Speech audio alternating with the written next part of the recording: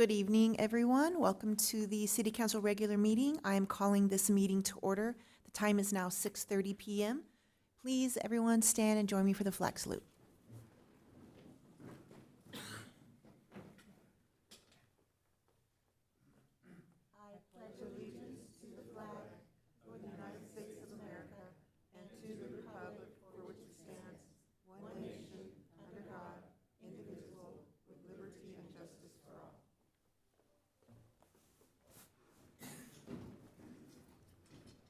Madam Clerk, will you please take roll call? Councilmember Gama, Here.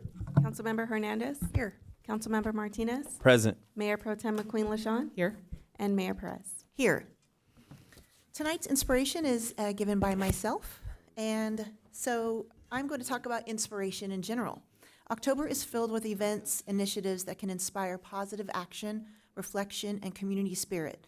Some of these examples are Breast Cancer Awareness Month, National Bullying Prevention Month, World Mental Health Day, Indigenous Peoples Day, International Day of the Girl, World Food Day, and Domestic Violence Awareness.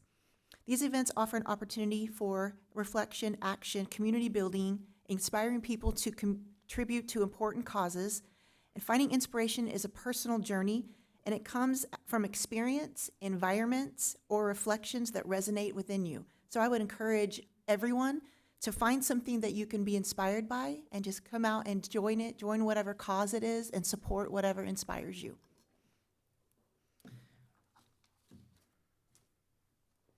We now move on to public comments. Public comments not pertaining to items on the agenda. Comments are limited to 3 minutes. This process will be the same for comments pertaining to each agenda item. Madam Clerk, does anyone have any public comment tonight? We do. First up is Becky Broody.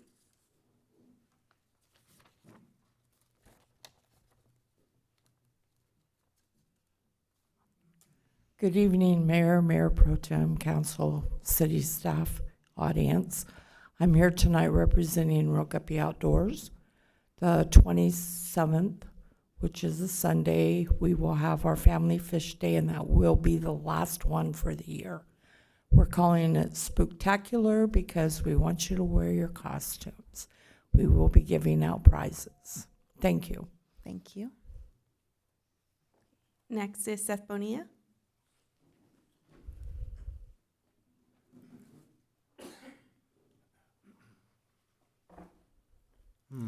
Good evening, Council.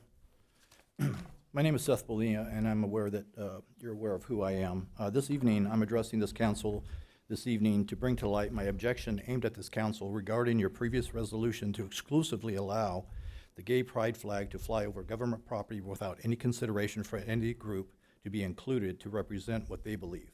The recent correspondence via email from Councilor Member Gama to me acknowledges that he supports flying a Christian flag due to our founding fathers' commitment to Christian values, although imperfect values nonetheless. After Councilmember Gama's email to me, the city manager reached out to me via email stating in short that another resolution was drafted to now include the POW flag, which is honored by all and me included. Yet this was done to self-adjust as to not exclude other groups. Yet my request to fly the Christian flag has been ignored or simply not given consideration. Riverside Council has voted unanimously to go flag neutral, simply and clearly because the intentional division that has been caused in their city.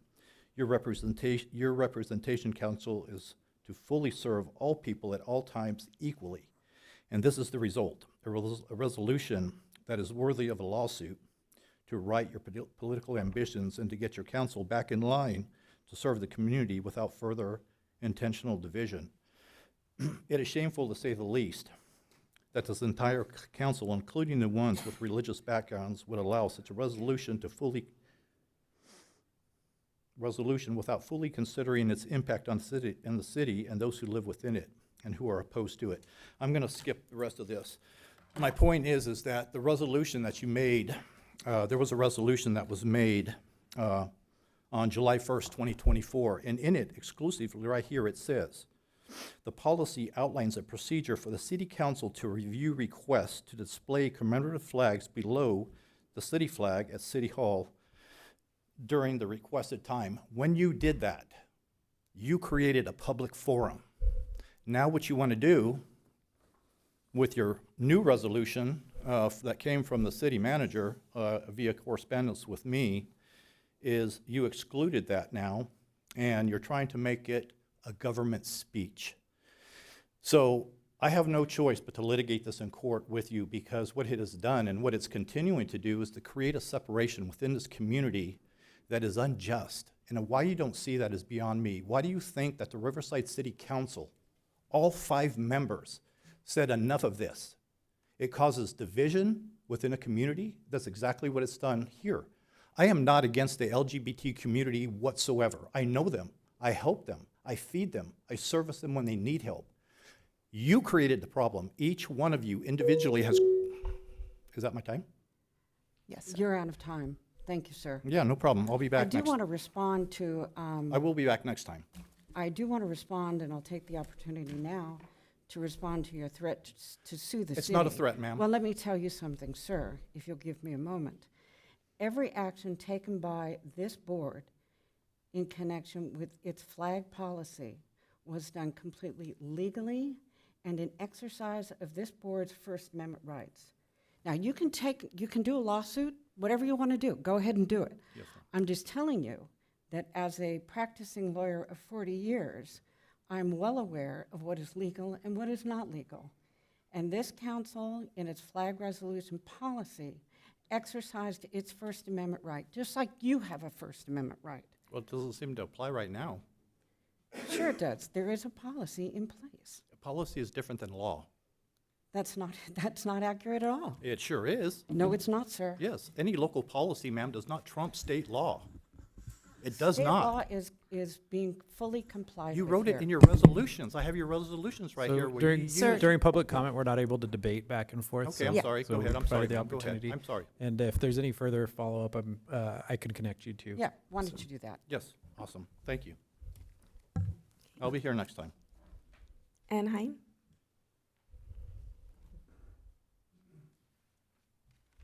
Okay, now I'm really nervous. Hopefully this won't be very contentious at all. Mayor Pro Tem, the City Council, and staff, thank you so much for allowing me to comment tonight. I sent the City Council and the Mayor Pro Tem, and the City Manager an email last week requesting your assistance with a Public Works permit for my residential construction project. I would like to summarize my request. My husband and I are currently completing a remodel of our home in Port Hueneme. We converted the original 2-car garage into a granny flat for my mother. And now we're conducting a remodel on the main house. We added a bedroom, and as a result of adding that bedroom, Building and Safety said we had to add a new 2-car garage, which we did. My general contractor submitted a Public Works permit request for a new driveway approach to the new garage in accordance with approved plans. He met with Public Works last week and was told that we now must demo and reconstruct the entire existing driveway approach. Our lot is positioned at the end of a cul-de-sac and has a reverse pie shape. I did submit all of this in my email to you, and then I also brought paper copies tonight for you to review. It has an unusually small frontage footprint, but very wide at the back. We have a shared driveway because of the position in the cul-de-sac, as well as the size of the lot and the layout of the lot with our next door neighbor.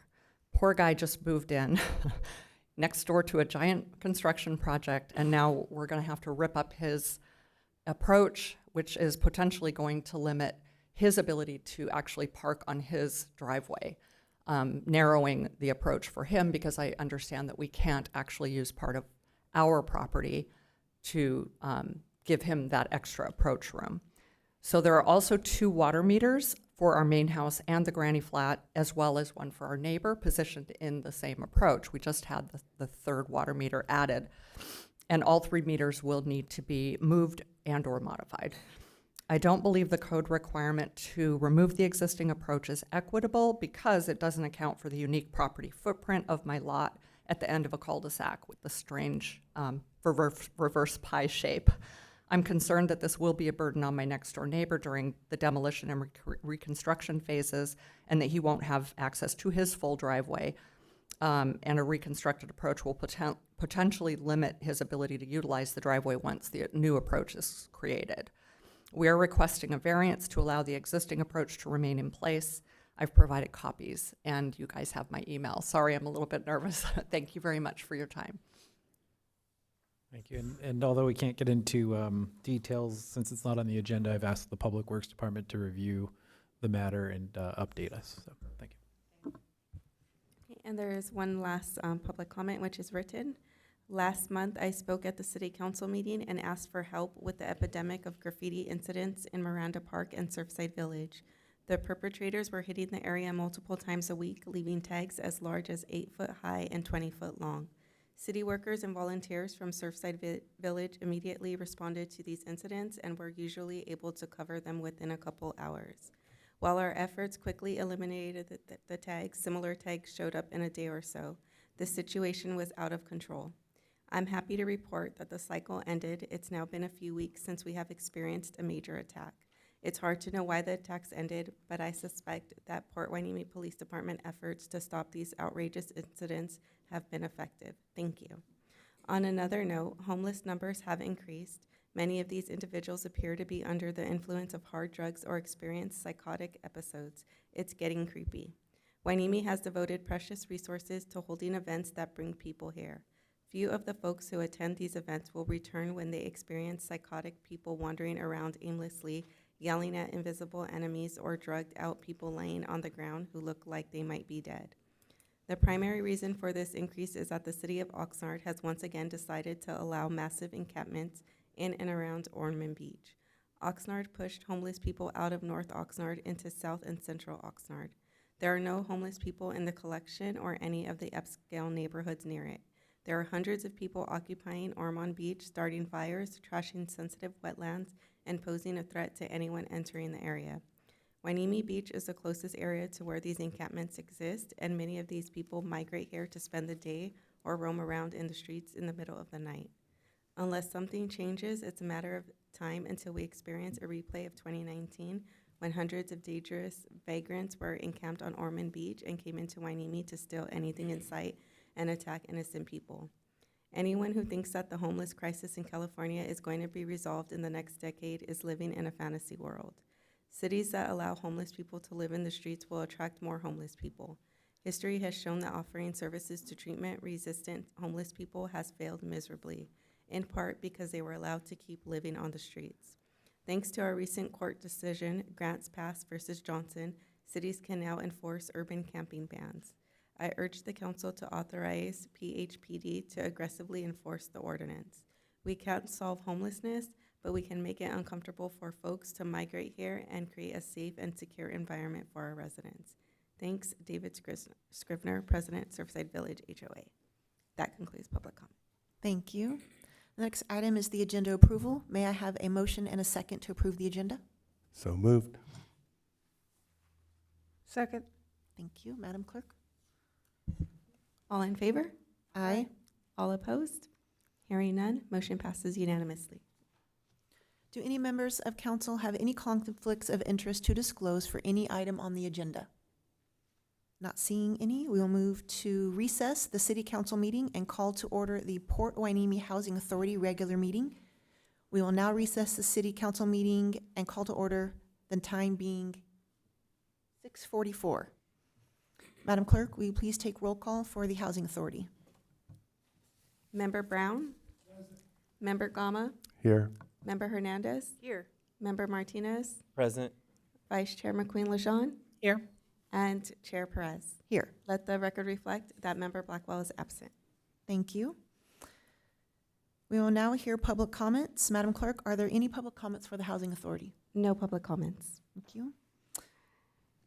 We move on to the consent calendar. We'll consider items on the Housing Authority consent calendar, which will be enacted in one motion unless an authority member has a request to remove an item for discussion. Do any members have a reason to remove any item for discussion? Not seeing any. May I have a motion and a second to approve? So moved. Second. Thank you. Madam Clerk? All in favor? Aye. All opposed? Hearing none, motion passes unanimously. Thank you. Mayor, can I Of just course. add something? So I just wanted to explain to everybody and kind of make a note and apologize for that brief Housing Authority agenda today and the fact that it's just a consent calendar. We won't normally do that and, require our housing board members to come out and everything just for a consent calendar. But I wanted to explain that the reason we did that is that the disbursements, there's requirements by state law and our own fiscal policies to basically share those with the public in a specified period of time and not to go too long without sharing those. So that's why we had to bring the disbursements to council today, even though there wasn't any other agenda items. So, so apologize for the short meeting, but it was an effort to be transparent and appreciate everybody accommodating it. Thank you. We have no business items for the Housing Authority. We'll move on to member reports, comments, or requests for agenda items. Do any member have a report, request, or a comment? No comment at this time. Thank you. Oh, Doing well. sorry to hear that. Yeah, I would just like to request an update at the next meeting. I noticed that the Willowbrook remodels I believe, are kicking off and getting moving, and so just looking to get an update on that. Update on the Willowbrook project. Yeah. Okay. Do we need to do a gender request for that? Good. Okay. Yeah. Can I have a second for Councilmember Gama's request? Second. Madam Clerk? All in favor? Aye. Aye. All opposed? Hearing none, motion passes unanimously. Thank you. If no member have anything further, then I'm going to adjourn the Housing Authority. Seeing none. The Housing Authority will adjourn to its next regular meeting scheduled for November 4th, 2024 at 6:30 PM. It will now reconvene the City Council regular meeting. The time is now 6:47. We'll move on to presentations. The first item up is the quarterly employee recognition, 20 years of service. Are we having Human Resource Risk Manager Frank Lee to come up? Yes. Thank you. Thank you. Thank you, Johnny. Thank you, Johnny. Hope you feel better. Feel better.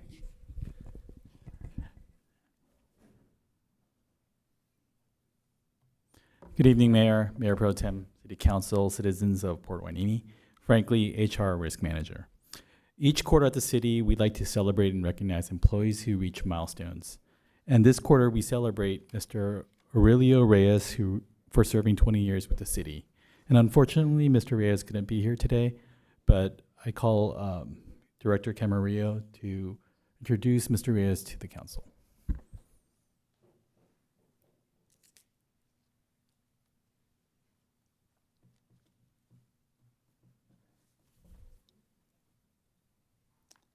Good evening, Mayor, Mayor Pro Tem, Council, members of the audience, and staff.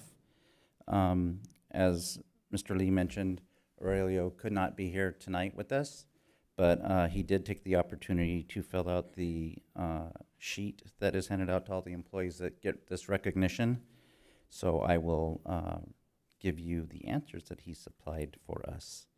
When asked what is his favorite moment, or what he liked most about working for the city, his response was that he enjoyed this sincere appreciation received from his managers and his team alike. He's made many friends. He's worked with great people over the years and has gained a lot of knowledge and been able to develop his leadership throughout those years. When asked what his most memorable moments were, he stated his best memorable moments have been sharing camaraderie with his fellow co-workers, being able to train all the new incoming drivers, and being able to lead by example. That earning the solid waste lead position was by far his best accomplishment here that he's had with his years at the city, and that he will continue to strive to lead the division and those that he's in charge of to the best of his ability and give the best customer service to the residents and customers. When asked if there was anything that he wanted to address to the city council, he said that receiving this service award fills him with great pride and gratitude, and he wanted to thank you all for acknowledging his loyalty and contributions made over the years. And he's very thankful for the award, and he feels like it's a testament to the strong relationship he's built with the city in his time here. And aside from that, I mean, I've had the pleasure of working with Aurelio for all 20 years he's been here. For the last about 12 or so, much closer with my involvement with solid waste over the years.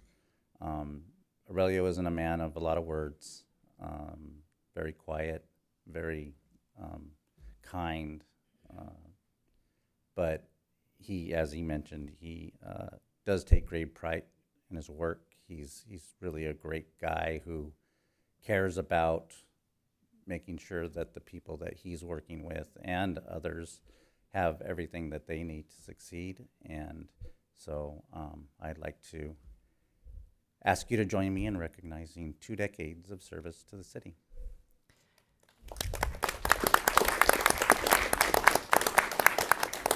Director Camarillo, on behalf of the City Council, please let him know that we appreciate his dedication to our city. The 20 years is a long time, and so we understand that he chose our city to continue working here. He could have left at any time, so we appreciate the fact that he is still here after 20 years, and that certificate obviously is recognition of that.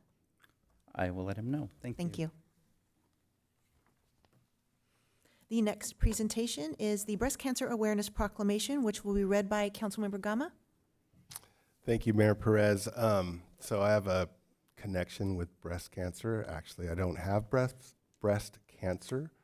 I have the gender equivalent prostate cancer, and I've been treating for 8 years now, and I'm doing well.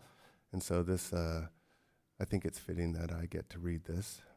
Proclamation, Breast Cancer Awareness Month, October 2024. Whereas considerable progress has been made in the fight against breast cancer, it still remains the most frequently diagnosed type of non-skin cancer and the second leading cause of cancer deaths among women in our community. And whereas this year alone, an estimated 310,000+ women and 2,800 men in the United States will be diagnosed with invasive breast cancer, and nearly 42,000 lives will be lost. And whereas knowing what may contribute to breast cancer, it is an important part of its prevention. Risk factors for breast cancer include family, personal history, radiation therapy to the chest for previous cancers, obesity, and certain genetic changes. And whereas getting regular screenings may help lower the chances of developing breast cancer, and women and men are encouraged to talk with their healthcare provider about the risk and what they can do to mitigate them. And whereas thanks to early detection and better treatments, mortality rates for breast cancer have steadily decreased in the last decade.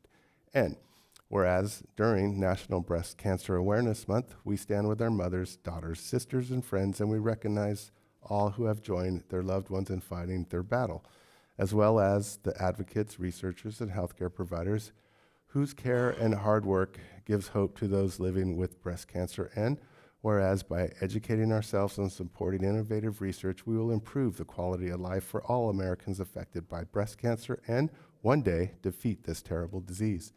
And whereas whereas the Port Hueneme Police Department is committing to raising awareness and helping support all those affected by breast cancer. Now, therefore, let it be proclaimed that the City Council of Port Hueneme hereby recognizes October 2024 as Breast Cancer Awareness Month in the City of Port Hueneme and encourages the community to help raise awareness and support in the fight against breast cancer. My sister had stage 4 breast cancer, and it wasn't looking good when she started her treatment. And that was 15 years ago, and she's defeated, and she's with us, and she couldn't be happier. And she too works very hard to spread awareness. And thank you for bringing this up, Chief. Yes, thank you, Council. As it was mentioned, the police department will be donning our pink patches, our ribbons. I do dual because we have both domestic violence and our Cancer Awareness Month. But there'll also be other symbols on our uniforms, cars, and we have participated in some community cancer awareness events. We will continue to participate more. However, we did ask this year for one of our local community, Hueneme Community Heroes, to receive this. Becky, come on up here. For the reason of, I want her to receive the proclamation because not only is she, as I refer to her, the Duchess of Hueneme, not only is she my spirit animal in all her positivity, but she's been involved in Relay for Life and cancer awareness for many years. This last year, she did a lot as one of the coordinators for the West County Relay to get many representatives from the local cities involved and to step up and speak, and even helped us squeeze in a couple of teams last minute. And you know, she's the quiet, humble one who gets all the stuff done behind the scenes. And I just want to say thank you. And we think you should receive this proclamation for all the work you've done. Thank you.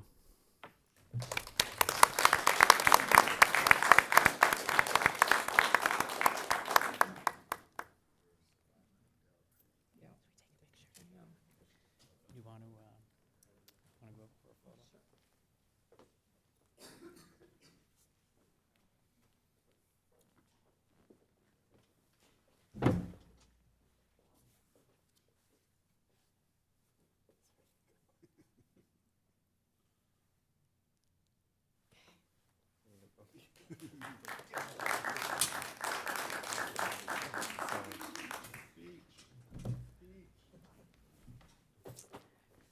I thank you for this honor. I am a breast cancer survivor. I'm also a lung cancer survivor. And this means so much to me. Thank you. Thank you, Becky.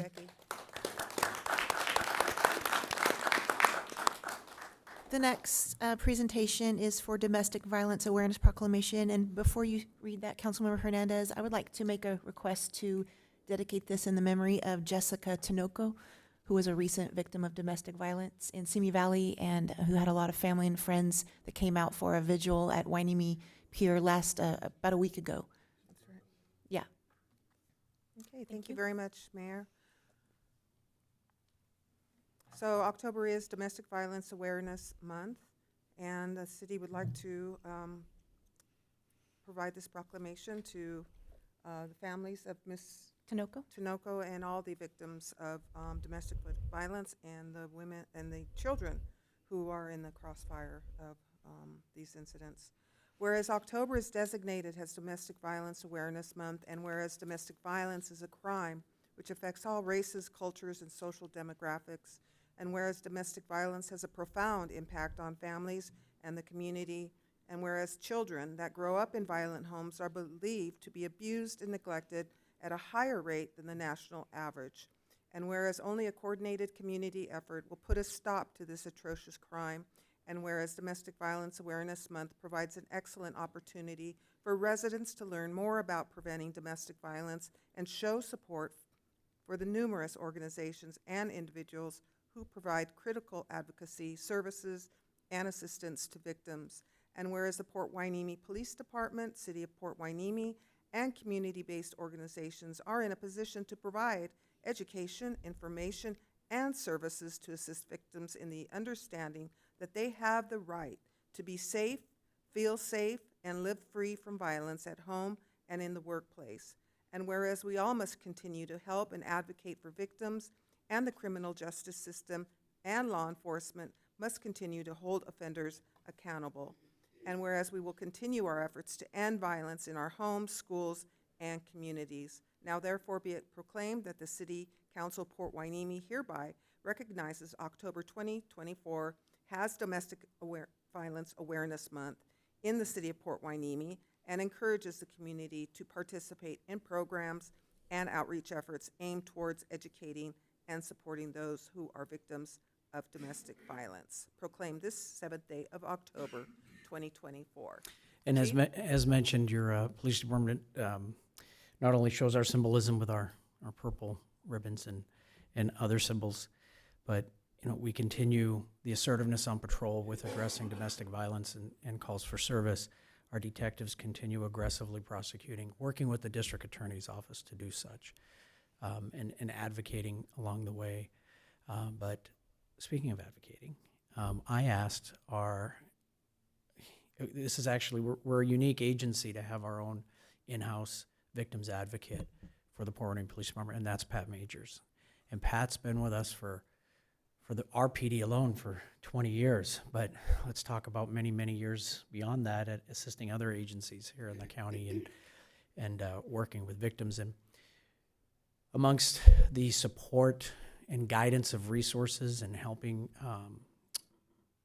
those involved in the investigations get through the court journey and get restraining orders, she's there for them because it takes a special caring person and a special heart to do the support through the time of contact from the police all the way to the time of court and trial. So we'd like Pat to receive this.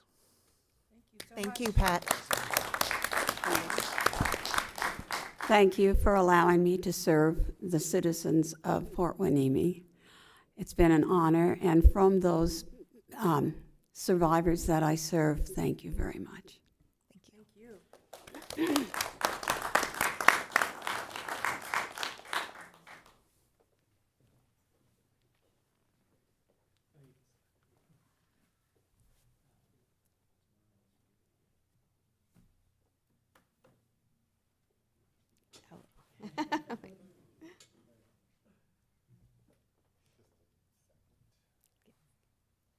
Just waiting for.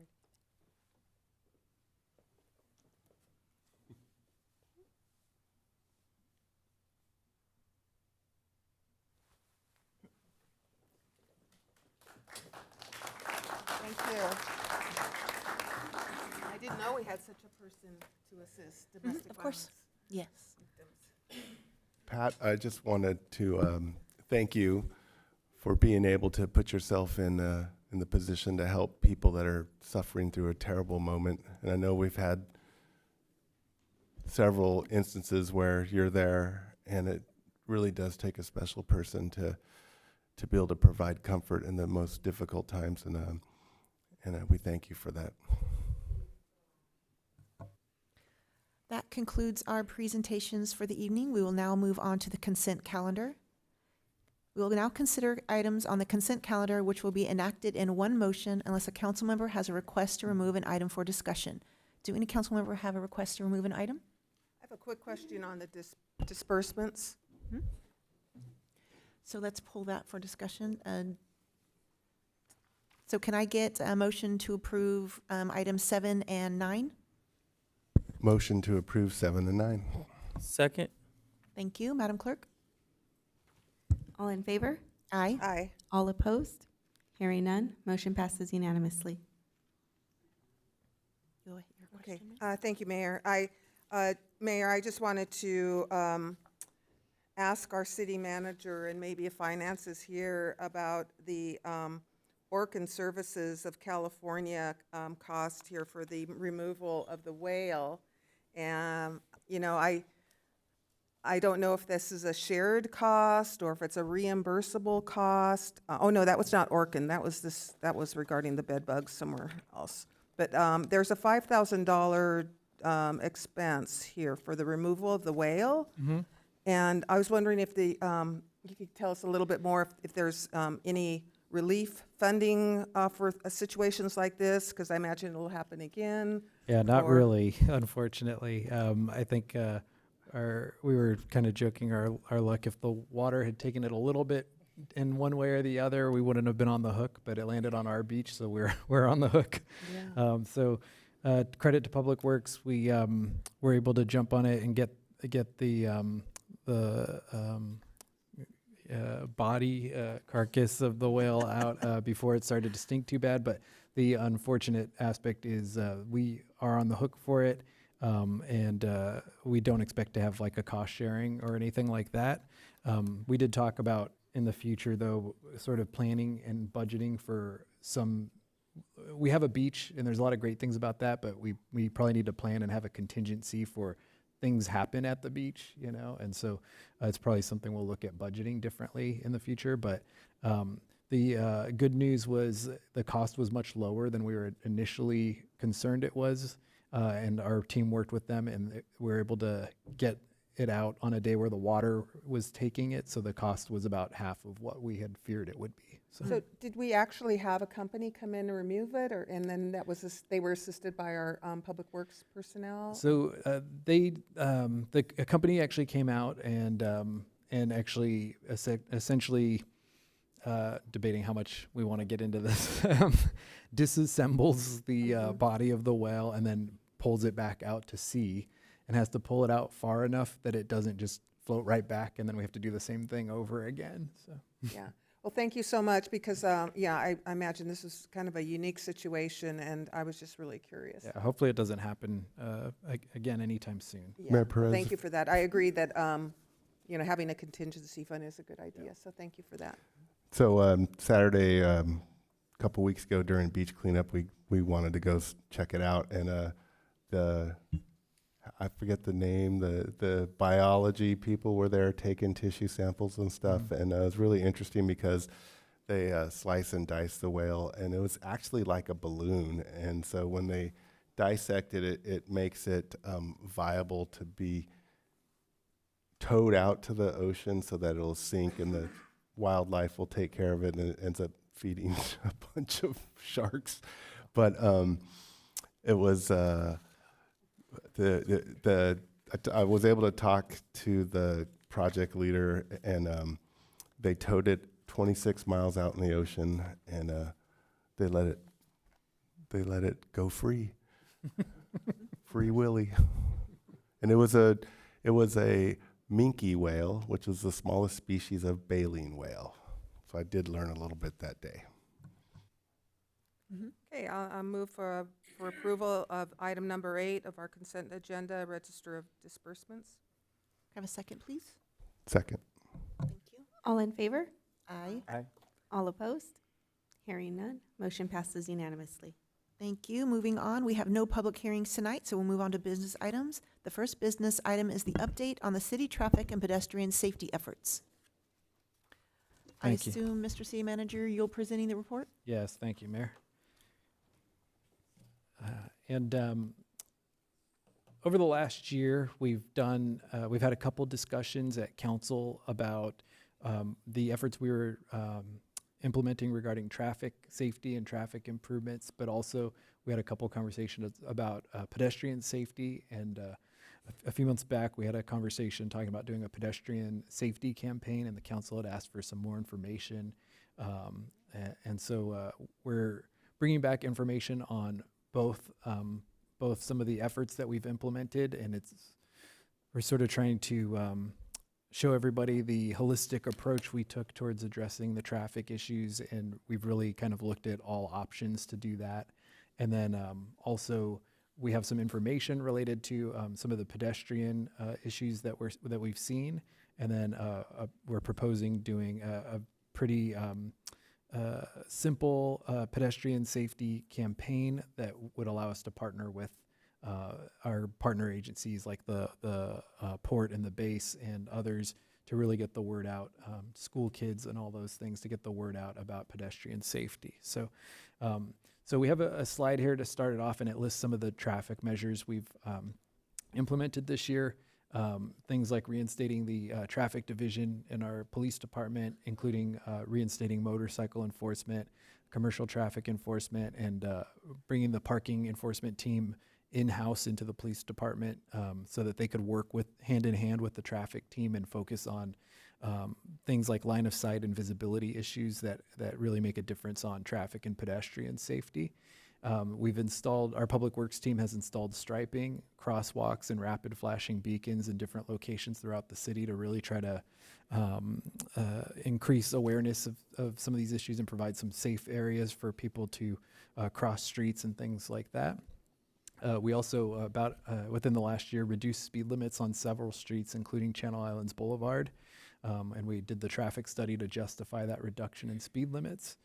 And we've updated ADA accessibility ramps, and especially at some key locations right next to the schools, so that it's just safer and you don't have the trip and fall hazards for people to walk across the streets in some key areas. We've installed the truck route signs around the city to try to make sure that the trucks are adhering to the designated routes.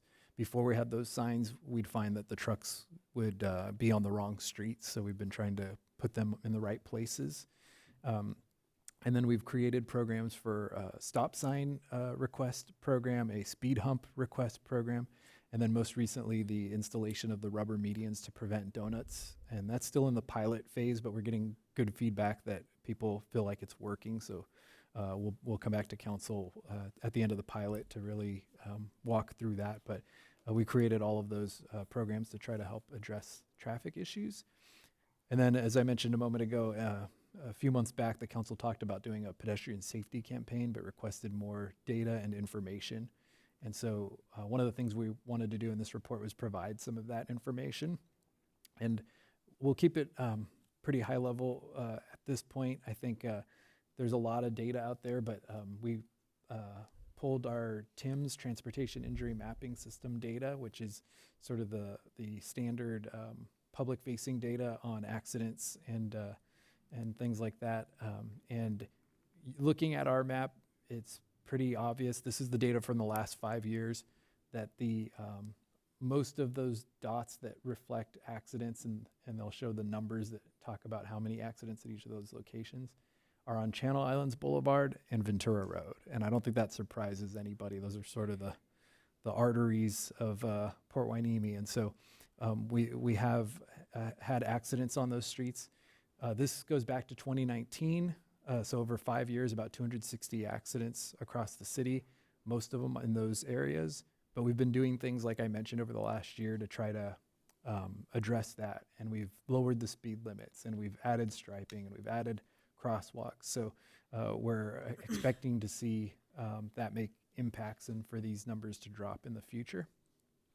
And relevant to pedestrian data, out of those 262 reported incidents, about 33 were bicycle or pedestrian involved. And so this next slide shows the locations of those bicycle and pedestrian incidents.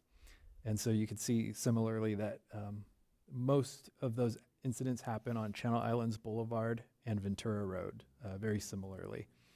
One interesting thing that we saw when we started to look at this data is that a lot of these actually happen near our bus stops. It makes sense in a way, because you're guaranteeing that pedestrians and people and bicyclists and everybody are in that area for these accidents to happen, and they're generally kind of high trafficked areas. So that led us to, when we were talking about what we could do to address that, we talked about doing the pedestrian safety campaign that the city council had discussed previously, but focusing it on educational information at the bus stops, on our poster boards that we have at our bus stops, having safety tips on those poster boards, and including those on our bus stops is something we can do that's relatively easy and low cost, and we can include it there. But also getting these out to, and even handouts out to the partner agencies like the Navy base, the Port of Hueneme, and local schools to get out to people that may be walking every day. And at that last council meeting when we talked about this, we talked about, how could we get people to maybe wear more reflective items? And so the idea we came up with, that's a very low cost, is focused on the school kids, which is these slap bracelets that, if anybody is familiar with the slap bracelets that you kind of slap onto your wrists, and kids usually love those. We can order high visibility snap bracelets and distribute those every time our officers go out to the schools, or every time we have an event like a Touch a Truck event, we can give those out to kids and encourage them to want to wear high visibility items. So, like I said, our report was intended, we wanted to report back on some of the efforts and then talk about this next, recommend doing this next step, which is this pedestrian safety campaign, and ordering these high visibility bracelets to distribute at events. They're less than 50 cents per bracelet, so we're planning to spend a minimal amount of money to get those and hand them out at our upcoming events and our school visits. So with that, we're happy to answer questions, but the item was to receive the update on these traffic and pedestrian safety efforts and to provide direction, and we're recommending that direction be moving forward with this campaign. Thank you. Thank you. Does council have any questions for staff at this time? I have a question and comment. First of all, thank you so much for listing the initiatives. When we get questions from our constituents and residents about what the city is doing, what the PD is doing, about traffic safety, now we've got a list of things we can tell them. So thank you for that. I'll keep that one handy. The other question I had was on the map. The first map you showed wasn't in our packet, but can you just quickly tell us what the difference is between the green globes, and they look like little globes, and then the blue globes? Yeah, so the different dots and the different sizes and the different numbers is the frequency of accidents, and it's a little hard to see. We had intended to include it in the packet, but maybe we only got the You got the pedestrian one bicycles, in, yeah. And but so those are reflecting how many incidents are in each of those locations, the bigger the dot, the more accidents, and then also it has the number there, but it's just reflecting that data. So it's not distinguishing between Not- pedestrian only or bicycle versus car or? No, the second map is the one that reflects just the bicycles and Okay. pedestrians. Yeah. So the turquoise versus the green Yeah. doesn't mean different categories In this one, yes, it does, and it's on the previous yeah, one. we should have included a legend. I Yeah. believe it's the teal color are the bicycle accidents, and then the blue color are the pedestrian Okay. accidents, which is also, there's fewer pedestrian incidents, so that's why those ones don't have larger numbers. The teal, there's more of, and in some cases, there have been Okay. more than one Yeah, I incident. was just, that's really helpful. And Yeah. a legend maybe on the initial I map. think the legend got cut would off, be yeah, so we'll make sure helpful that, too. Okay, good job, thank you. thank you. Thank you, staff. I really appreciate the poster. I think I know I talk a lot. I know I probably talked a little too much on coming up with a Reflect Yourself campaign, but I think the poster really captures the idea is, awareness. And I shared this poster with Superintendent McCoy. I got a thumbs up. We do need to help teenagers recognize that they are not invincible. And how many times do we see people walking around in dark clothing? If I were to walk home tonight, this jacket bad, the reflective jacket here good. So I think the poster is amazing. I don't know who created that. Was that HR, Mr. Flea? It's actually Brian Popovich, our administrative analyst. Yeah, and so I think this would be a great campaign to spread across our local schools and just make sure kids know that we need to be seen. You need to be seen when you're walking, biking in and around the city of Port Hueneme. Thank you.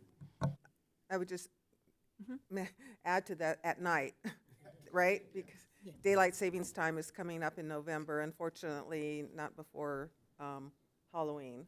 But yeah, these are to be used at night. Correct? Yes, correct. And you just reminded me of something. There's 6 candidates running for council, and I know you're going to be knocking on doors, and so reflect yourself when you're out there, okay? Make sure you're a candidate when the vote occurs, all right? Thank you. Mayor Pro Tem, do you have any questions? Thank you. Madam Clerk, are there any public comments on this item? No public comment. All right. The recommendation is to receive an update on the city's traffic and pedestrian safety efforts and received requested pedestrian-related data and provide direction. May I have a motion and a second? Specifically in that, can we include the direction is to move forward with the pedestrian safety campaign, which will be, I think we estimated less than $500. So can I have a motion to approve to move forward with the suggested? So moved. Second? Thank you. Madam Clerk? All in favor? Aye. All opposed? Hearing none, motion passes unanimously. Thank you. The next item up is the award of contract for cannabis revenue audit services. Yes, and I'm going to introduce our finance director, Lupe Acero, to walk us through. And just note that I really appreciated the efforts of Ms. Acero and our community and economic development director, Tony Stewart, on this. They worked through the RFP process essentially with the goal of reducing costs for our cannabis businesses. And I think they've been able to do that pretty well, but Ms. Acero will walk us through how they did that. Thank you. Good evening, Mayor, Mayor Pro Tem, City Council, staff, and members of the public. I am going to provide you some highlights on the process for our recommendation tonight to award the RFP for audit services for our cannabis businesses. The annual development agreements actually call for 2 audit services a year. In the past, we've done one. Audits are very time-consuming and comprehensive. We did get a little bit, not behind, but we had a gap in during COVID, so we had some catching up to do. The cannabis, initial cannabis RFP that was issued in 2018 when the agreements were first signed was awarded to HDL companies. They were the ones that were conducting all of the audits on an annual basis of all of the businesses. Costs have gone up as everything else has gone up. So currently, cannabis businesses are paying $10,000 per audit. And this is for traditional, your traditional walk-in cannabis business, but it's $10,000 per audit. Staff issued an RFP, a request for proposal, for a full scope audit, which is what we have currently right now, which is what HDL is doing, is a full scope revenue audit, and an attempt to get some competitive pricing from other business firms and companies that perform audits in the effort to reduce costs for the businesses. We received 4 responses from 4 different firms. And as city manager mentioned, the review committee, which was myself, Tony Stewart, community and economic development director, and 2 of my staff, Angela Kuzik and Diana DeCosta, who are very involved with the cannabis businesses, were part of the committee. We reviewed all of the responses, and we had follow-up interviews with all of the agencies that were firms that responded. During the interviews, we requested a change of scope to further reduce the costs. So if we went from a full scope revenue audit to a limited scope audit, and we requested all of the respondents to provide us a cost proposal for a limited scope audit. And really, a limited scope audit is less extensive and is less expensive. So really what it does, it's still looking at critical records, but not, it's eliminating some of the audit steps that the audit firm would do. We're still looking at the core documents, which are your point of sale, which is your register. We're still requesting for them to look at the tax returns that they file with the state agencies, and then their general ledger, so their records. So tying all those out. They're not looking at, for example, bank statements. They're not looking at purchases. They're not looking at inventory. So that's really your difference. So they're limiting the scope, just focusing on the core documentation. And based on our review for the limited scope audit, we're proposing to award this audit to Booth Management Consulting. This is a large international firm that very reputable, that has over 25 years of experience, and they do audits, compliance, various businesses throughout the U.S., including the Washington State Department of Commerce. They were involved with some cannabis audits with them. And their prices were extremely competitive. So we were looking at, that was actually one of the main reasons for doing this.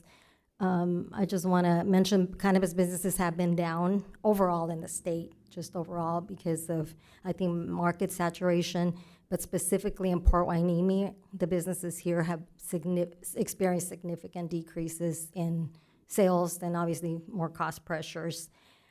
The cost that we received, the cost estimate for this audit or the proposal, is $1,880, so under $2,000 for a traditional business, and then $1,760 for businesses under $3.5 million. So that's some of our businesses, traditional walk-in businesses, are under 3.5, and then it certainly applies to all of the delivery businesses, which are much smaller.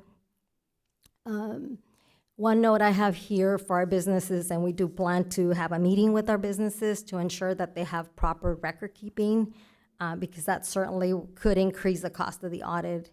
If an auditor comes in and they don't have all of the records in place, or they're not able to get documentation and they spend more than what is reasonable amount of time, it could cost them more for the audit. We're comfortable because most businesses have gone through at least one audit, if not more, and so they're aware of what records were requested during these audits. We're also comfortable because we've already seen some of the findings that they experienced in the last couple of audits, and that's the reason we're comfortable with a limited scope audit. Again, we'll have a meeting. That's our intent, to have a meeting with our businesses to make sure that they have all the records. We'll probably provide them a list of records and documents that they should have available. The recommendation for tonight is to authorize city manager to award the contract for Cannabis Revenue Audit Services, the limited scope audit, to Booth Management Consulting, BMC. And again, they're anticipating that this will significantly reduce costs for the local businesses. Thank you, Director Acero. Does any council member have any questions? Ms. Hernandez, go ahead. Yes, thank you, Mayor. I have a couple of process questions. I noticed, okay, so the cost of this contract with Booth is under $10,000.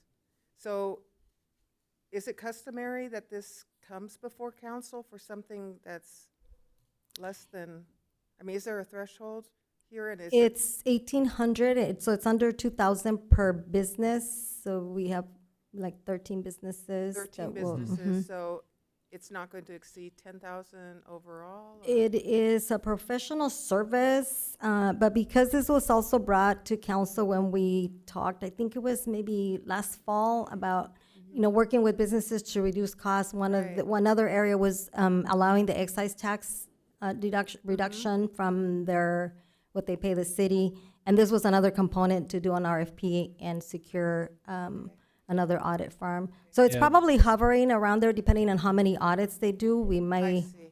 Yeah, 13 or 14 businesses, so we'd probably get right up to the limit. The limit typically is $25,000, so it's close, but we talked about it, but like Ms. Acero mentioned, we had brought the RFP to the council initially, so we also wanted to kind of close the book. And then also, importantly, we're recommending going from a full scope to a limited scope, and we think we have good reason to do that, but that's still the council's call to I say, see. Okay, you know, I was we just agree or curious, not. and Yeah. then you answered my other question Mhm. about the number of businesses that would be subject to these services. So that answers that, and then you refreshed my memory that we did approve the RFP, Mhm, right? mhm, Okay. yes. So where is the proposal from Booth? I don't see it in here. Was it supposed to be in here? The approved? No, I think what we included in the package was the RFP, the request for proposal, and the agreement. We did not include their Yeah, response, there's but an we Exhibit can. A, but there's no response. So is that customary too, not to have the? Not customary. I think it's something that we can provide. It's something that we'll try to provide in the future. I think for us, the main thing was wanting to walk the council through what the limited scope means and what it means compared to a full scope. So we wanted to do that today. So it's up to the council. We recommend approving it. we could have and probably in the future will include, but the council has the choice of asking for it if desired. So Okay. I personally, for me, I'd like to see what Booth's response was, learn a little bit about their company, what, what kind of services they're offering, how they're organized. Those are kinds of things I like to see, so maybe just in the future. okay, Sure. Okay. sure. Thank you. Mayor Pro Tem, do you have any questions? No questions, thank you. Councilmember Gama? I have a comment, if that's okay. Sure. No, I appreciate staff's work, and I appreciate your summary, and sometimes I think it's better to save trees than to overload us with data. But what I think is great is that I wasn't on council when cannabis came to being, and so there's been this big roller coaster ride, and at first it was a lot of money coming in. $10,000 probably didn't seem that much. And then, as we all knew, we were anticipating the competition coming in and other cities coming in. And I think it's really a testament to our city, past and present, that we're trying to work with these entities and trying to help them as best we can. And I think that's a very sizable reduction to them. I know it's appreciated, but it's competitive out there, and we had 13, and maybe 3 years from now we might not have 13. So I think it's a great effort on the staff's behalf to work with our local businesses to try to help them be successful. So thank you. And Director Sarah, just for the record, because I expect that you already do, but I just want to confirm that the limited scope, you have full confidence in what you're going to be provided. Will disclose full transparency of all the information that you need to satisfy whatever requirements for each business. Yes, that's correct. They're looking at the core documentation, so that is correct. Okay. And if I can add one thing, I was going to add is that we do have very different sized cannabis businesses, and we have a few that are doing well and that are very large and that still produce a lot of revenue for the city. And then there's several though that aren't, and several that are struggling. And we had talked about it that I think there's a couple that honestly the $10,000 audit fee is more than they're going to generate in revenue to us. And so, the logic of telling them to pay $10,000 to audit, $7,000 that they're going to pay the city doesn't make a lot of sense. So we tried to bear that in mind. The other thing too is just surprisingly, well, I guess not surprisingly, in the sense that a couple years ago, everybody remembers how every business was shorthanded and everybody was like, closing down days and everything because they didn't have the staff. And so one of the things I heard when we had met with all of the cannabis businesses is they just don't have the staff to do all the extra burdens, all the extra requirements that other businesses don't have to do. And so one of those things was going through a full audit every year is going to require weeks of a staff person that they may or may not have at that point. So to me, this was a win-win because it's not reducing any revenue to the city. It's strictly the fee that a business has to pay to the auditor. So it's not impacting the city in that way. But it's making their lives a little bit easier and reducing their costs at a time that I think they could use it.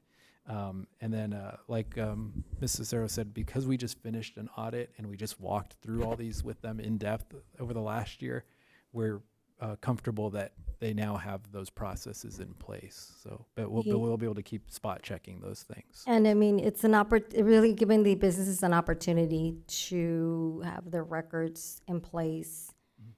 If we run into, well, not us, but if the audit firm runs into challenges with this type of scope and we're not able to get comfortable that we can't validate the sales, we may come back to council and go back to full scope audit, which will be a little bit more expensive. Okay, thank you. Are there any public comments regarding this item? No public. Mayor, I do have one question, Oh, sure. if I may. Just to confirm, the audit is also going to include the 1% tax revenue in terms of like how they disperse that money? No, that has never been part of the it's strictly just gross revenues. Yeah, it's not part of the scope now. So the 1%, how we handle that now, well, we've implemented, is we've created a process now where a finance staff person we have works with them and gets a report from them. We're trying to do it monthly, but it's a battle, right? It's a hit and miss with some businesses, but it's on the form now, on the monthly form that they complete on a monthly basis for them to include where that 1% donation, who it was made out to, and provide us the support. And it's really a tracking, that finance is tracking it and reaching out to the businesses when we're missing information to provide council report. I do have to say, we have some businesses that do it very diligently and we get on that info, and some we don't. So we're still trying to compile that to present to council, but that's how we compile that. But we do ask them for the support and. Okay. Mhm. All right. Thank you, Mrs. Cero. Mhm. Okay, so no comments, correct? No public comment. Thank you. So the recommendation is to authorize the city manager to award the contract for Cannabis Revenue Audit Services, limited scope, to Booth Management Consulting, or BMC. May I have a motion and a second? So moved. Thank you. Madam Clerk? All those in favor? Aye. All those opposed? Hearing none, motion passes unanimously. Thank you, Dr. Acero. The final business item is the Community Benefit Fund 2024 project list. Thank you, Mayor. So, sort of step two in the process, we actually, the council had discussed the CBF previously and had identified the first $113,000 in projects, but there was still the question of the last $30,000 in projects. So we're back tonight with the full list. And just as a little bit of background and a reminder, maybe more for the public, that the Community Benefit Fund is the fund created in our agreement between the city and the port. And essentially, when we had a new agreement in 2015, or a settlement agreement in 2015, the port agreed to contribute $100,000 annually, and then it was subject to inflation. So that's how we get to a number of $143,000 this year. But they contribute that money annually for projects that the city and the port meet together. We each have a committee, we meet together, and we identify projects in key categories: shoreline protection, community to development, opportunistic endeavors, or the fantastic category of other projects, which really narrows it down. But so we got together this year. We came up with our initial list, which is everything on this slide other than that bolded item. Everything else we had already talked about at the council, and we had agreed with the port on that initial $113,000. We had $30,000 left that we were trying to come to an agreement on. We at our council meeting previously had wanted to, we had identified focusing on public safety and mental health wellness projects. When we went back recently and we had our committee meeting with the port noted essentially that they had been aware that we were working on an economic development plan and that they wanted to work with the city on that economic development plan. And so as that joint committee, we agreed to recommend that, well, let me add that at that meeting, I noted that we just adopted a plan and now we have to figure out how to pay for it. So it was opportunistic to the city because we're looking for funding to implement some of those things. And so we talked about that, and we talked about recommending to the council and their committees recommending to their board that we earmark that $30,000 for an economic development plan implementation funding. The specific project is not noted, but the idea was that I would come back and meet with our community and economic development director, Tony Stewart, and go through our plan and recommend the projects that we thought could be funded with that money that would also benefit the city and the port. And then we would meet with the port CEO and see if that's something they're interested in. When we found a project that worked for both parties, then we'd each come back to our boards. So it's not a specific project yet, but it's essentially funding a project from our economic development plan. And so with that, I believe, and the committee is Mayor Pro Tem McQueen Lejeune and Councilmember Perez, Mayor Perez, so they can correct me if I'm wrong, but I believe our committee came to the consensus that we were recommending allocating that $30,000 towards the economic development plan.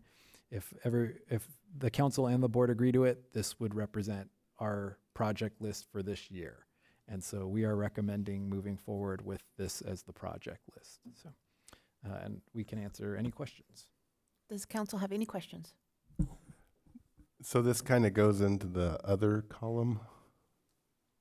The, well, actually. I mean, because there's no specifics. There's actually category, ironically, this is actually probably the one project that actually really fits into a category other than other, which is one of the categories is actually community development in our settlement agreement.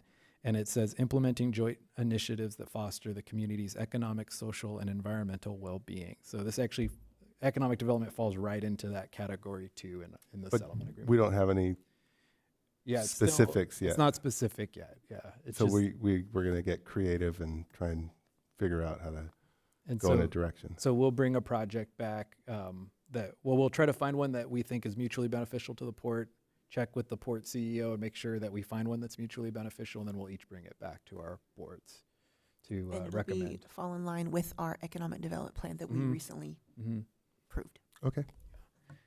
And just as an example, because there were a lot of things in that plan, but there's things that I think could be mutually beneficial, like enhanced, updated signage that reflects both the city and the port in certain areas and things like that I think would fall in line. But the economic development plan was pretty broad. It even included some like food truck events and things like that. So nice. We can go through that and try to find the one that gets both the city and the port excited about working together. You just reminded me, I think I heard you say earlier, like getting port trucks to go the designated route. Is there a designated route, or are the port trucks supposed to go down Hueneme to Rice, or it wasn't specifically port trucks? It's our that we have our commercial truck routes, and so it includes most port trucks, but it's not only the port trucks. And so we do commercial trucks. Yeah, we do have commercial truck routes that we've adopted and signed. So. Okay, so if I were to ask a question off topic, I'm get a look from the attorney. We're going to stick to the Community Benefit Fund. Councilmember Hernandez. Thank you so much. Thank you, Mayor, and thank you, Mr. Vega, for the report, and thank you to our committee members for representing us at the Port City Committee. That's how our city gets represented when it comes to port discussions. I do have a question on the economic development plan that we adopted. Did we, I don't recall, but did we prioritize the projects, the list of recommended projects in that plan?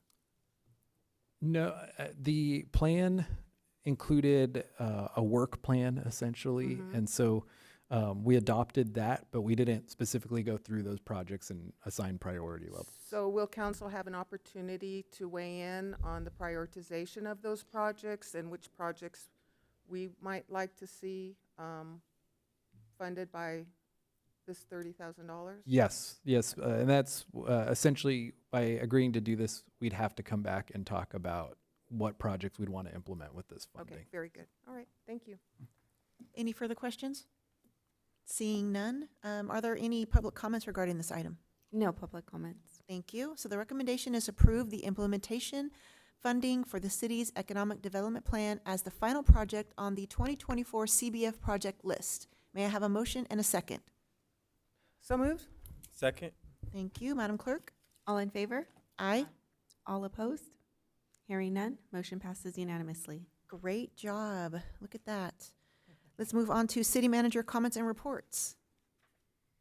Yeah, it's funny how time gets away, because by our agreement, we have to have that done by December 31st, and somehow we actually got into October, but pretty good. So we have a couple of slides in the city manager's report. We just wanted to highlight some recent events and some upcoming events.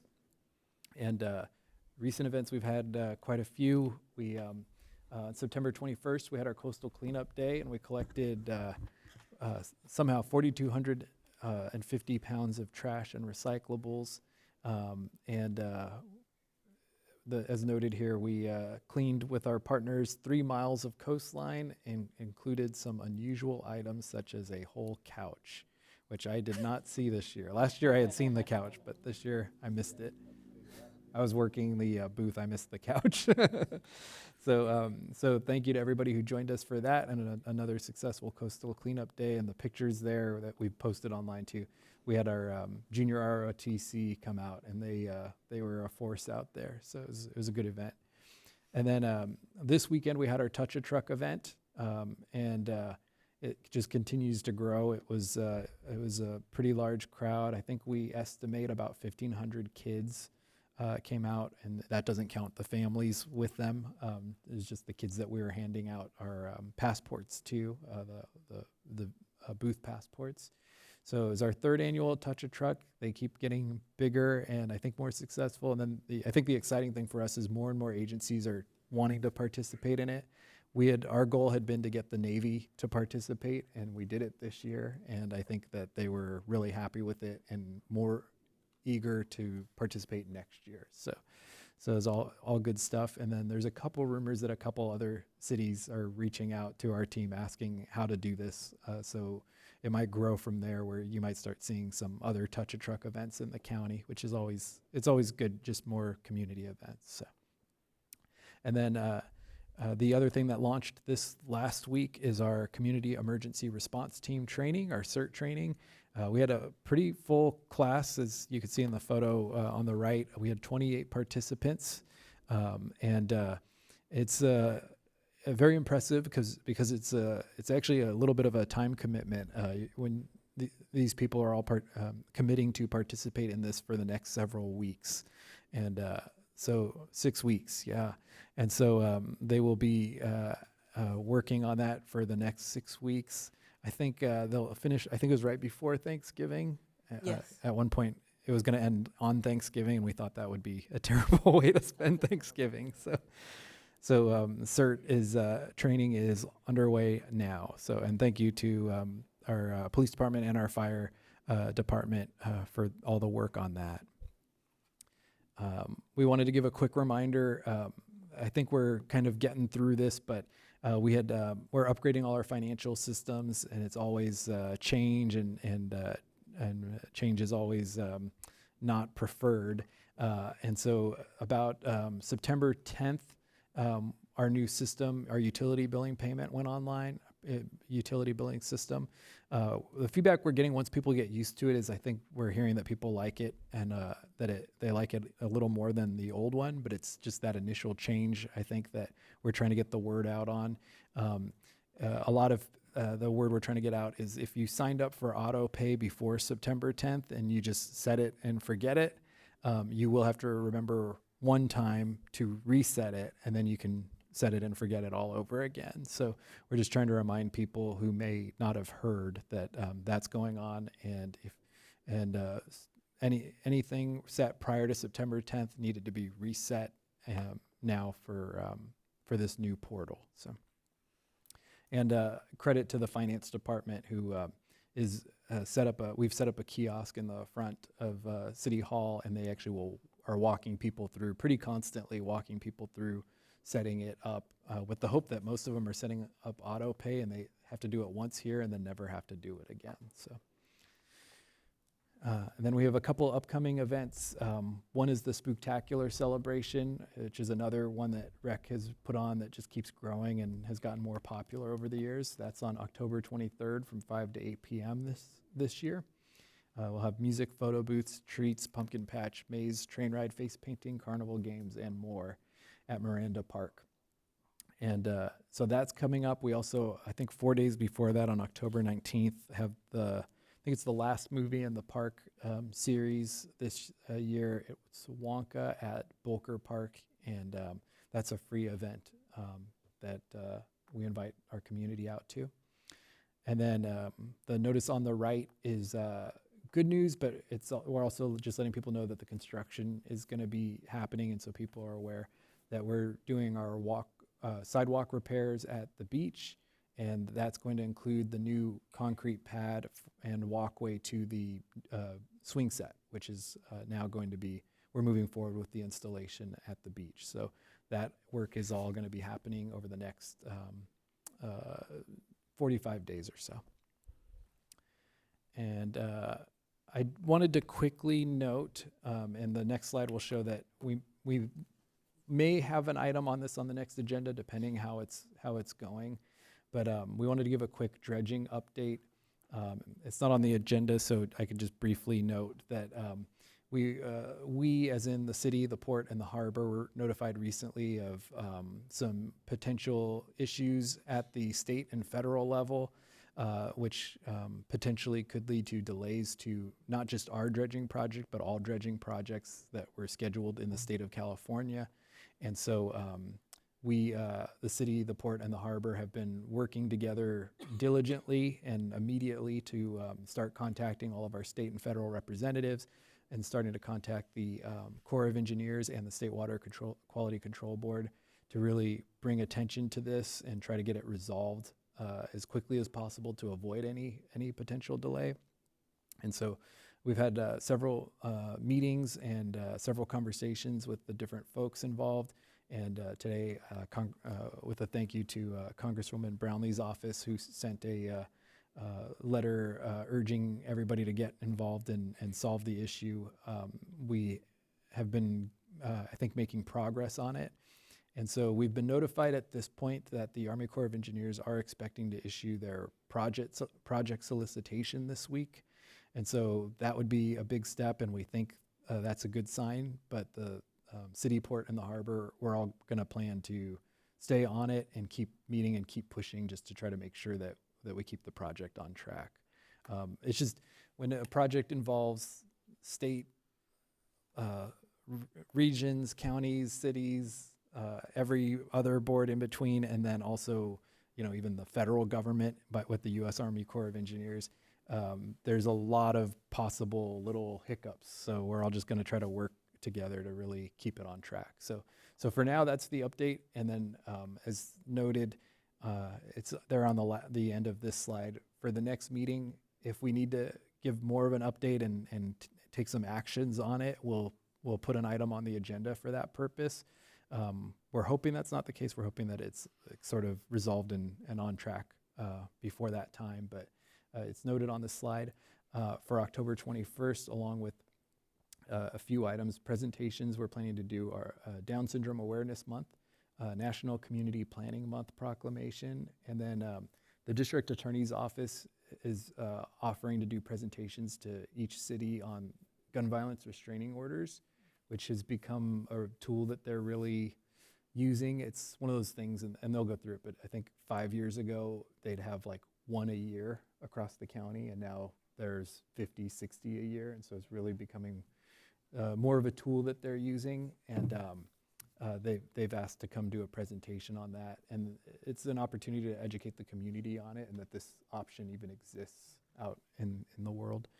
And then, so those are the presentations we have planned. Business items, we're bringing back our Hueneme Beach Fest wrap-up report, and bringing back the item that came to council a few months ago. We were asked to do more research on the no smoking ordinance, so that'll be coming back. And then, as mentioned, we have a dredging update penciled in if needed. So that's the plan for the October 21st agenda at this time. Thank you, City Manager. We'll move on to council member reports and comments. Councilmember Martinez. Thank you, Mayor Perez. I'll keep mine short. Sister City, I think we're just waiting on that EIN number. We might have already gotten it, but we're planning the visit in February. So we're gonna finalize that hopefully sometime soon and at our next meeting. And then for Reach, we're gonna have our second pickleball tournament on November 9th. It's mixed doubles. So that's going to be fun. That way you can take your significant other and compete. And there's all levels, including the lower levels for myself. And it's $75 per team, and it includes shirt if you sign up before October 28th. Thank you. Councilmember Gama. Thank you, Mayor Perez. in the next agenda item, I'm going to be making a request to waive fees for the Orvine Carpenter Community Center because Orvine Carpenter and his granddaughter approached me and want to celebrate his 100th birthday on January 31st Very cool. at the Orvine Carpenter Community Center. And so the date's available, and like I said, I'll be making a request to agendize so that we can waive the fees and celebrate the patriarch of Port Hueneme.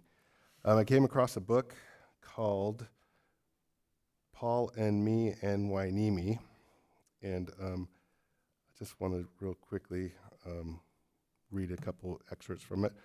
Hueneme, me and Paul grew up there. It isn't there anymore.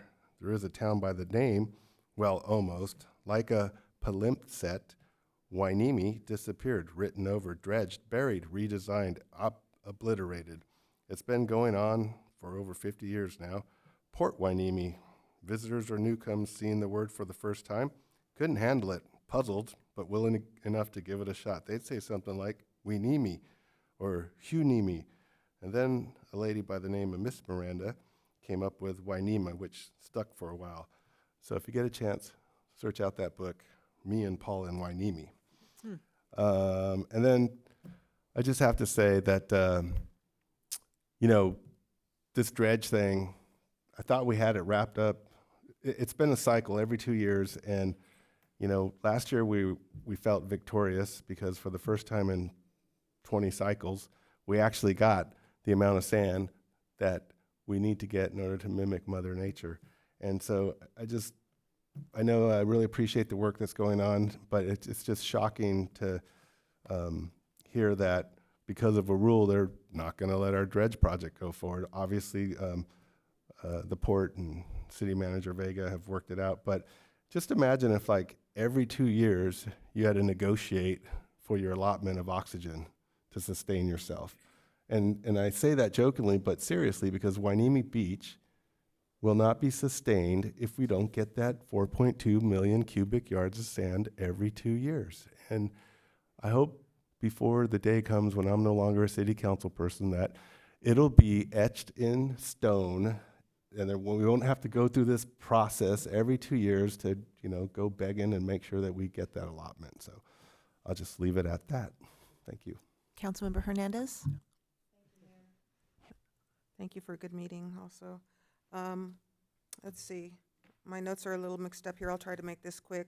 I just wanted to share with the council and our public here that first of all, I want to thank our city staff who assisted with the coastal cleanup and all the volunteers who came out to help make it a great event. Our Public Works Department, our Police Department, our City Council, City Manager, everybody who came out, everybody contributed to making it a great event this year. And I look forward to doing it again next year. I also attended, after Coastal Cleanup, the AWA Annual Award meeting and heard some great speakers talk about water issues that are we're going to be facing in the next year. And there were some really interesting comments made about how native vegetation can't be our priority, that we have to start working better together, more collaboratively between the water agencies and the cities in finding solutions to future water problems. I also attended the Military Appreciation Night with the West Ventura County Business Alliance and had an opportunity to meet some of our residents who serve our military and live here in Port Hueneme. We got to meet the person in charge of the K-9 unit on the Navy base. They got a lot of dogs there. It's pretty impressive. And it was just a great evening overall, just realizing the things that our service men and women do for our community, and that's because of the Navy base here within Port Hueneme, that we have the benefit of their expertise and their talents, and they do give back. Even though they don't always stay here and they move on, they do give back to our community while they're here. So that was very much appreciated to learn about that. Let's see. October 17th, coming up next week, is the Great Shakeout, and I understand the city will be doing a simple annual exercise, simulating a response to a 7.8 magnitude earthquake on the southern San Andreas Fault. For those of you who don't know, that's a 2-minute worth of shaking that we will experience with a magnitude earthquake of that size. If you want more information and you want to see how it starts at the Salton Sea and comes up through Ventura County, go to www.shakeout.org, and you can actually see the footage. I've used to use that in a lot of trainings, and it's pretty effective in getting people to understand the threat that we live under here in earthquake country. And I think it's very timely, too, that this CERT class is going on, because then we'll have members of our community who will know what to do, who can even step up and take leadership positions and be better prepared. So I'm very grateful that that class is going on. Let's see. Oh, I also attended the SCAG demographic workshop. It was hosted by the Southern California Association of Governments and the USC Price School of Public Policy. It was all day, and I wasn't able to attend a lot of it, but I attended a part of it. And what it did was basically released and shared with over 400 attendees the American Community Survey data that was released earlier this year in September. So there's new data out there on our demographics, and I think that's really good for all of us to know that that's a new resource available to all of us when we want to learn more about our community. One of the points that it showed is that the real household income growth in Southern California has outpaced national growth over the past year and, in fact, the last decade. And it's reflecting long-term economic well-being for the region's median household. So that's a positive thing that this data is now showing. And then coincidentally, Bill Fulton, who did our economic development plan, was the event's keynote speaker. So he's well-respected and well-known and well-qualified, and I'm glad that we selected him to do our economic development plan. I also attended online the Institute of Local Government session offering on public meetings. They discussed updates to the Brown Act and new legislation. And I do have some questions which I'll have for our city attorney coming up, so look forward to my emails. We'll be talking tomorrow. And then I want to say finally happy birthday to VFW, which celebrated their 80th birthday on October 1st. The city issued a proclamation to them. Thank you for doing that, Georgiana and City Manager Vega. They had a celebration on Sunday. And then this morning, some of us had the opportunity to attend the Té con Limón for Latino History Month celebration with Senator Monique Limón. And she talked about some of the important legislation that she has passed. She was joined by Salud Carbajal and Assemblyman Steve Bennett. And one of the interesting things I took away from that was one of the bills that she helped pass was removing medical debt from credit reporting. And I've never thought of that because I have Medi-Cal. So, but for the residents, people who have to pay their medical debts and they can become quite enormous, it just hurts them and sets them back. It's regressive and it sets them back if that's reflected on their credit report. So that was really nice to hear that she worked on that legislation. So, okay, that's all I have. Thank you. Mayor Pro Tem. Couple of things. Wanted to thank Councilmember Hernandez and Gama for coordinating the organization that I work with to come out to the coastal cleanup. Very helpful, and we had a great time. And so we didn't have much trash, which is a good thing. Yeah, so appreciate that. Thank you so much. I too attended the military appreciation dinner for service members. I want to ask Becky, who's in the room, what committee is she not working on? Because she was part of the planning committee for that event. Also, let's see, I also attended the Latino History Month this morning. It was really good, very informative. Got a shout out from Salud Carbajal, who I went to school with, so that was pretty nice. And finally, I participated in the APTA conference. That's the American Public Transportation Association, their annual conference, and it is where transit professionals come together and communicate their best practices, so across the U.S. So it was pretty informative, being that I'm on GCTD and VCTC, so that was really good. Got an opportunity to kind of connect some of the things that I'd been learning in those committees or commissions. So that, and just back to all my meetings, and very busy these days.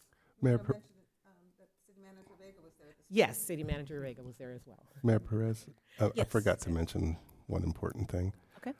So, as you know, we do a Wainimi Beach cleanup every Saturday, and this past Saturday we had a special guest in our city attorney. And